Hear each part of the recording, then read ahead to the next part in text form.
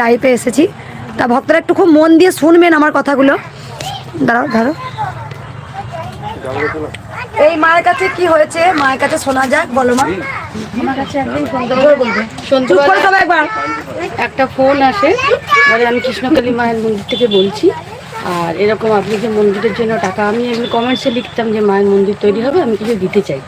তো আমাকে বললো আপনি যে দিতে চাই বলেছেন, তো আজকে আমাদের ঘট প্রতিষ্ঠা হচ্ছে, তখন এখানে মা আসেননি, তো ঘট প্রতিষ্ঠা হচ্ছে, সন্ধ্যাবেলা পুজো হবে, আপনি কত টাকা দিতে পারবেন। আমি তো সেটা আমি বলবো না, আমি গিয়ে পুজো দেবো এবং মায়ের সঙ্গে দেখা করবো।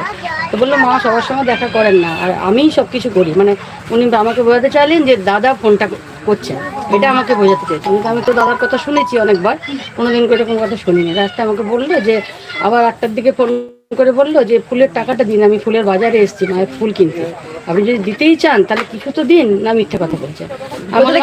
আমি পশ্চিম মেদিনীপুর থেকে আসছি।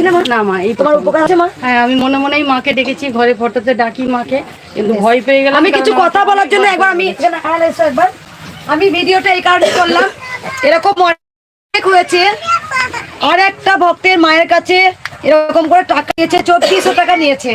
তা কেউ যদি আপনার কৃষ্ণকালী মায়ের নাম করে বা আমার নাম করে যদি কেউ টাকা পয়সা চায়, কখনোই দেবেন না।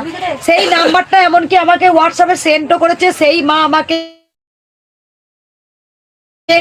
ফোন করে বলেছেন, মা জানেন আমার কাছে 2400 টাকা নিয়েছে, আমার বোনের কাছে 1000 টাকা নিয়েছে।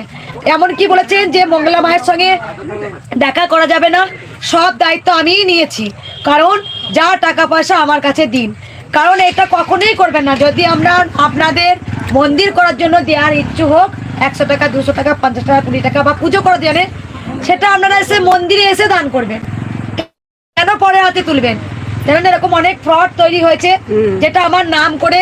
আপনারা সবাই জানেন যে আমি কোনো টাকা পয়সা কিচ্ছু নিই না, কোনো কিচ্ছু আমি চাওয়াই না। যার মনে হয় মাকে রূপোর চোখ, যার মনে হয় মাকে শাল, যার মনে হয় ভক্তদের মনে হয় মাকে, এরকম আগে হয়েছে।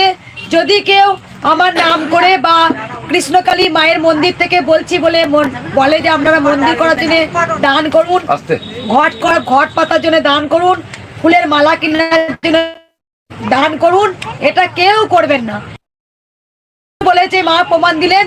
আর জয় কৃষ্ণকালী মায়ের জয়। তো মঙ্গলা মা কী বললো তোমরা তো শুনলে।